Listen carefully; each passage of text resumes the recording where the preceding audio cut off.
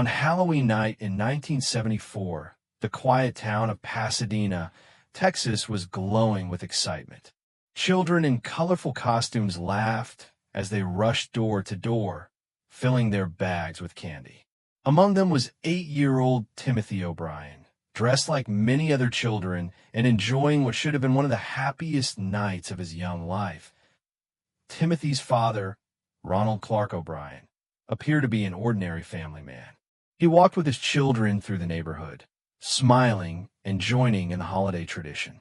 But behind his calm appearance was a terrifying secret that no one could have imagined. At one house, the lights were off and no one answered the door. Ronald later claimed he approached the house alone and returned with several giant pixie sticks candy sticks, handing them out to his children and a few others.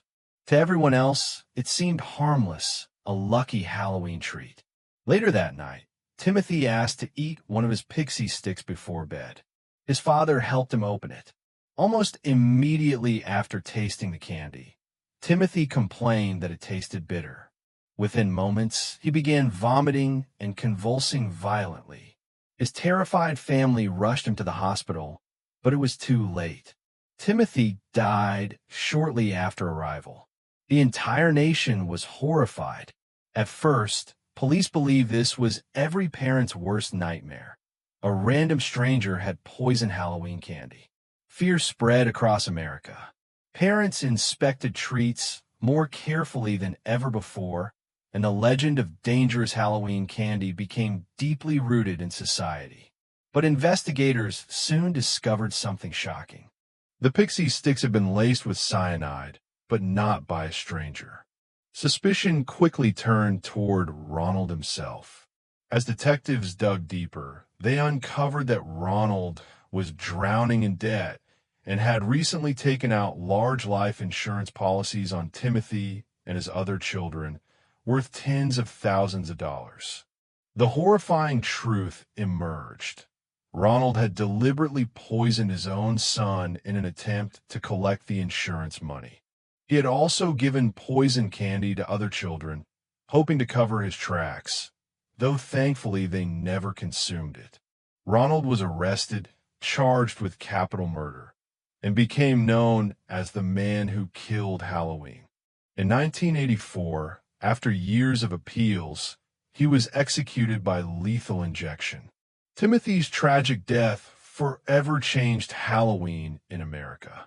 Though random poison candy cases remain largely myth, this real-life horror story created lasting fear around the holiday. What began as a night of innocent fun became one of the most chilling true crime cases in history. Not because of a stranger in the shadows, but because the real monster was Timothy's own father.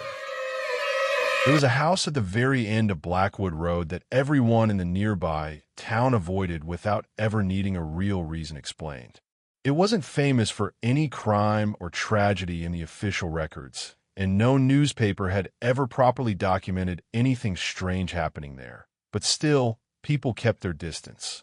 The house itself was old, leaning slightly to one side like it had grown tired of standing upright, with cracked windows that reflected light in uncomfortable ways and a rusted iron gate that always seemed to creak even when there was no wind.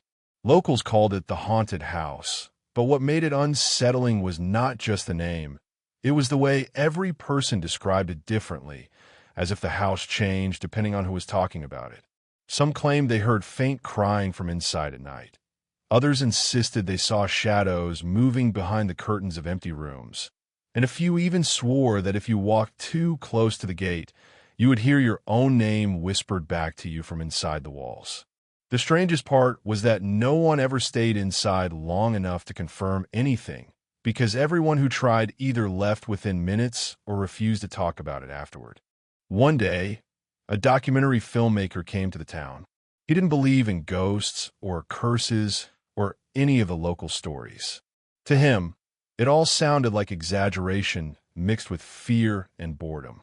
He was used to exposing fake legends and overhyped myths, and he saw Blackwood Road's haunted house as just another project to prove how easily people could scare themselves. He introduced himself to a few locals, asking questions and taking notes, but every conversation ended the same way, with warnings. An old man at a gas station told him in a quiet voice that the house doesn't pretend, it reacts, which the filmmaker laughed off, assuming it was just poetic superstition. Another person refused to even point in the direction of the house, as if mentioning it too clearly might invite attention.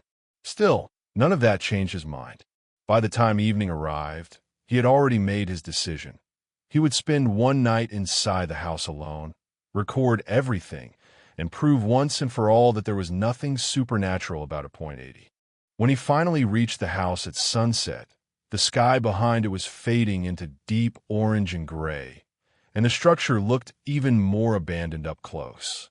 The gate opened with a slow, painful screech, and the path leading to the door was covered in dry leaves that had not been disturbed in a long time.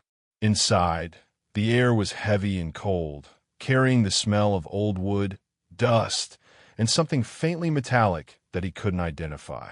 The rooms were mostly empty, but what remained, an old chair, a broken table, faded wallpaper peeling like old skin, gave the impression that life had once existed there but had been carefully erased.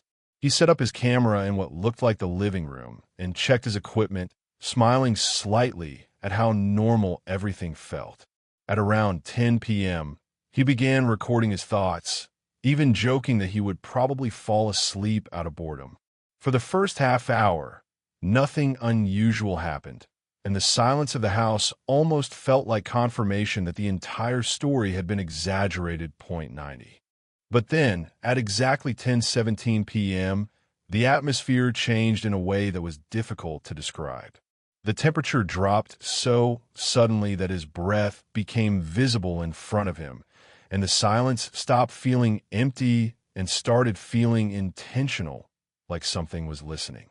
A few minutes later, he heard a sound from upstairs, slow footsteps, deliberate and heavy, moving across the floor even though the entire house was supposed to be empty. He stood still, listening carefully, expecting an explanation like settling wood or wind, but the footsteps paused when he paused and resumed only when he moved again. That was the first moment a small crack formed in his confidence. Still, he tried to rationalize it as structural noise or some kind of prank mechanism hidden in the building. As the night went deeper, his equipment began to behave strangely. The camera battery dropped rapidly without reason, and the screen flickered even though it had been fully charged before entering. Then came the whispering. It wasn't a single voice, but a layered sound, as if multiple people were speaking at once from inside the walls themselves, repeating one simple word: leave. He tried to convince himself it was some kind of audio trick or hidden speaker system, but the problem was not just what he heard. It was how the house responded to him. When he spoke out loud, even casually, the house seemed to react instantly, like it understood meaning rather than sound. Lights flickered in patterns that matched his speech rhythm, and objects shifted slightly when he turned away, as if being adjusted by unseen hands. Trying to stay in control, he moved upstairs, where the atmosphere became even heavier. The staircase creaked under his weight, but something else creaked above him at the exact same rhythm, mirroring his movement perfectly. At the top of the stairs, a long hallway stretched into darkness with several doors slightly open, and from behind one of them, he heard breathing, soft, steady, unmistakably human. When he opened the door, the room was empty, yet the air inside felt warm, as though someone had just been standing there seconds ago. On one wall, faint scratch marks formed a message that sent a chill through him. Don't finish the film. His recorder suddenly turned on by itself, and when playback began, he heard his own voice speaking words he clearly had not yet said. It described observations he had not made, conclusions he had not reached, and even moments that had not happened yet. It was as if the device was not recording the past, but generating the future. Panic began to set in, and he rushed back downstairs toward the front door, determined to leave immediately. But when he reached the entrance, he stopped. The door was no longer a door.